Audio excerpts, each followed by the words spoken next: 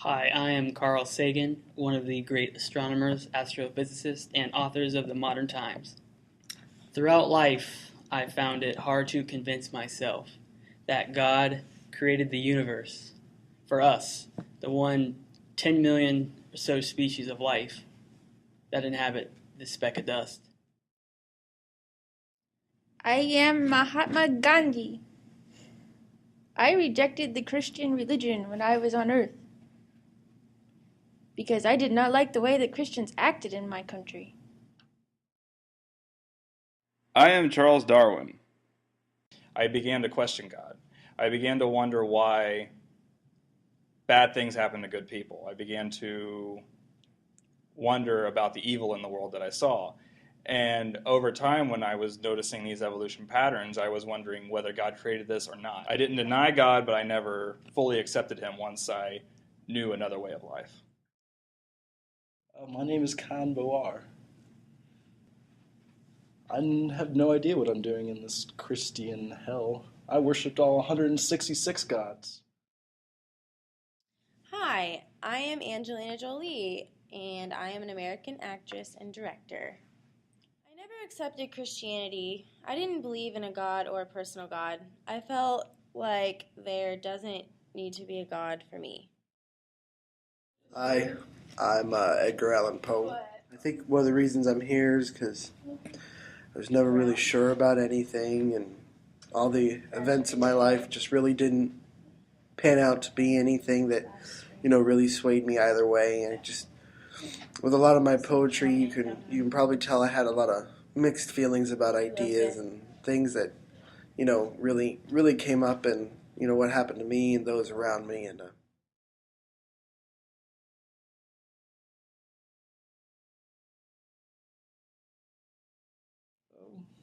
It's not so bad.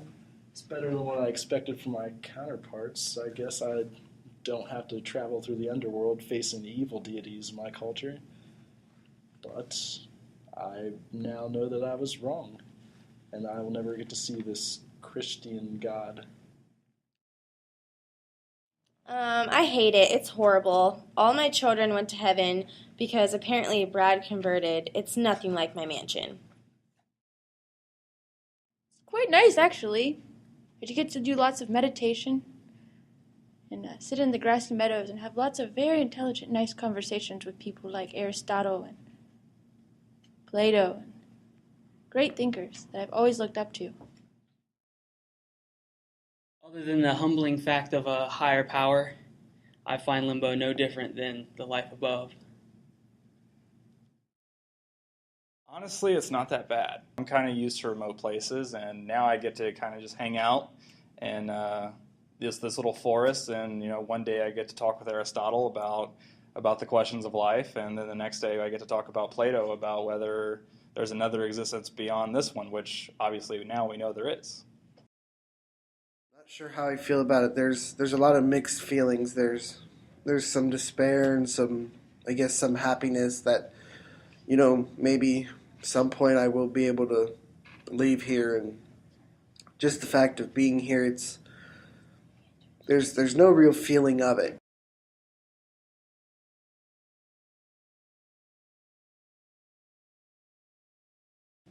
I don't know. I should have went to heaven. I've helped countless people and gave a lot of my money to charity. I do feel a little gypped in that respect, yeah.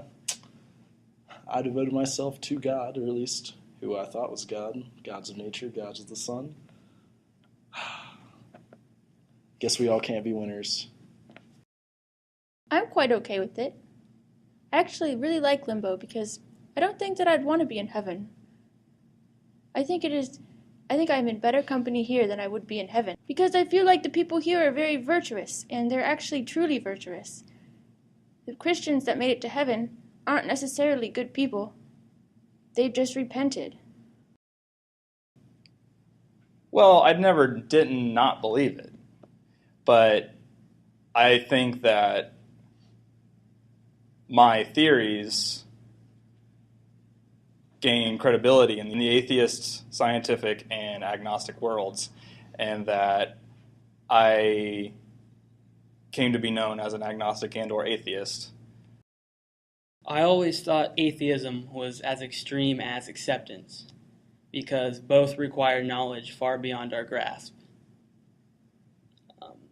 But one thing I do not understand is why we are meant to be kept ignorant, deprived of wisdom and knowledge.